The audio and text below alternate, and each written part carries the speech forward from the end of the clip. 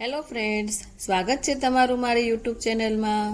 આજે આપણે બનાવીશું કોઈ પણ તહેવાર માટે બહાર જેવા જ એકદમ કણીવાળા પેંડા, જેને આપણે આજે માવાનો ઉપયોગ કર્યા જ વગર બનાવીશું અને એકદમ કંદોઈ જેવા જ બનશે। તો ચાલો સ્ટાર્ટ કરીએ આજની આપણી રેસીપી। તેના માટે મેં અહીંયા આગળ એક નોનસ્ટિક કડાઈ લીધી છે અને તેની અંદર આપણે 1/4 કપ જેટલી ખાંડ લઈશું અને એટલા જ માપ પ્રમાણે આપણે 1/4 કપ જેટલું દૂધ લેવાનું છે અને આને આપણે મીડિયમ ગેસ ઉપર મિક્સ કરી લેવાનું છે। ખાંડ આપણી ઓગળે ત્યાં સુધી આપણે તેને હલાવવાનું છે। તમારે વચ્ચે વચ્ચે આને હલાવતા રહેવાનું, જેથી ખાંડ ઝડપથી દૂધની સાથે ઓગળી જાય। અને હવે તેની અંદર આપણે 200 ગ્રામ જેટલું પનીર લેવાનું છે। પનીરને આપણે છીણીથી છીણીને તેની અંદર ઉમેરવાનું છે। તમે અહીંયા આગળ ઘરનું બનાવેલું કે બહારનું કોઈ પણ પનીરનો યુઝ આની અંદર કરી શકો છો, પણ એટલું ખાસ ધ્યાન રાખવાનું કે પનીરને તમારે છીણીથી છીણી અને પછી તેની અંદર ઉમેરવાનું છે, હાથેથી મસળીને તેનો ઉપયોગ નથી કરવાનો। હવે તેની અંદર આપણે અડધા કપ જેટલો મિલ્ક પાવડર જે આવે છે એ આપણે તેની અંદર ઉપયોગમાં લેવાનો છે, એ આપણે તેની અંદર ઉમેરી દઈશું। હવે આ બધું આપણે બરાબર મિક્સ કરી લેવાનું છે। આ પેંડા બનાવવા એકદમ ઈઝી છે, આમાં આપણે બહુ વધારે પડતા ઇન્ગ્રીડિયન્ટ્સની જરૂર નથી પડતી। બસ 2 થી 3 વસ્તુથી જ આપણા આ પેંડા બનીને રેડી થઈ જાય છે અને સમય પણ ખૂબ જ ઓછો લાગે છે। તો ફટાફટ આપણા આ પેંડા બનીને તૈયાર થઈ જાય છે। તો આપણે આને સતત હલાવતા રહેવાનું છે અને તેનું પાણી જ્યાં સુધી બળે નહીં ત્યાં સુધી આપણે તેને હલાવતા રહેવાનું છે, ત્યાં સુધી આપણે તેને કૂક કરી લઈશું।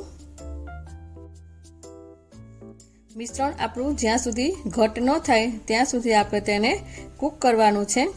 તમારે આને કૂક કરવામાં ખાસ ધ્યાન રાખવાનું, જો વધારે પડતું કૂક થઈ જશે તો તમારા પેંડા ચવડ બની જશે અને જો ઓછું કૂક થશે તો તેની અંદર મોઇસ્ચર રહી જશે। એટલે આને તમારે ખાસ ધ્યાન રાખવાનું કે ગેસની ફ્લેમ કેટલી રાખવાની, કયા સમયે ગેસને બંધ કરવાનો, એ વસ્તુ આની અંદર ખાસ તમે ધ્યાન રાખશો તો તમારા પેંડા એકદમ સરસ બનશે। હવે આપણે મિશ્રણ ઘટ થઈ ગયું છે તો તેની અંદર આપણે હવે અડધી ચમચીથી પણ ઓછો થોડોક આપણે ઇલાયચીનો પાવડર નાખીશું। ઇલાયચીનો પાવડર નાખી અને બધું બરાબર મિક્સ કરી નાખશું।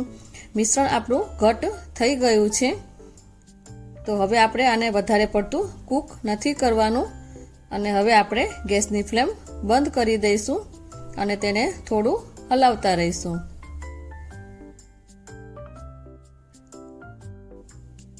આવું ટેક્સચર આવી જાય એટલે તમારે ગેસની ફ્લેમ બંધ કરી દેવાની છે। હવે આને વધારે પડતું કૂક નથી કરવાનું અને હવે છેલ્લે લાસ્ટમાં આપણે તેની અંદર 1 ચમચી ઘી ઉમેરવાનું છે। તમે જ્યારે ઘી ઉમેરો ત્યારે ગેસની ફ્લેમ ચાલુ કરવાની જરૂર નથી, બંધ ગેસની અંદર તમારે 1 ચમચી ઘી ઉમેરી અને બધું બરાબર મિક્સ કરી દેવાનું અને પછી આ મિશ્રણને આપણે ઠંડુ થવા દેવાનું છે। મિશ્રણ આપણું રૂમ ટેમ્પરેચર ઉપર આવે પછી આપણે તેના પેંડા વાળીને રેડી કરવાના છે, તો તેને આપણે ઠંડુ થવા માટે મૂકી દઈશું। મેં અહીંયા આગળ અડધો કલાક સુધી રાખ્યું અને પછી હું તેની અંદરથી પેંડા વાળવાનું શરૂ કરું છું। તો આ રીતે આપણે તેની અંદર થોડું મિશ્રણ લઈ અને આપણે તેને રાઉન્ડ શેપમાં આપણે તેને આ રીતે પેંડાને વાળી લેવાના છે।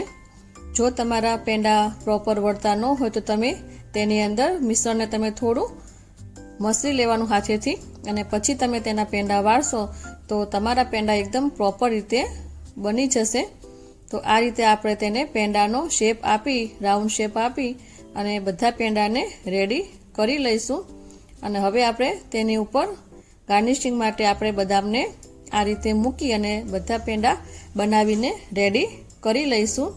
તો તમે જોઈ શકો છો કે પેંડા આપણા બનીને રેડી થઈ ગયા છે।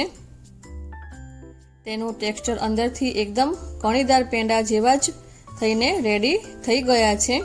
તો તમે આ પેંડાને કોઈ પણ તહેવારમાં બનાવીને ટ્રાય કરી શકો છો। જે બહાર જેવા કંદોઈ જેવા જ બનીને પેંડા આપણા તૈયાર થાય છે। તો તમને મારી આજની આ રેસીપી કેવી લાગી મને કમેન્ટ બોક્સમાં જરૂરથી જણાવજો.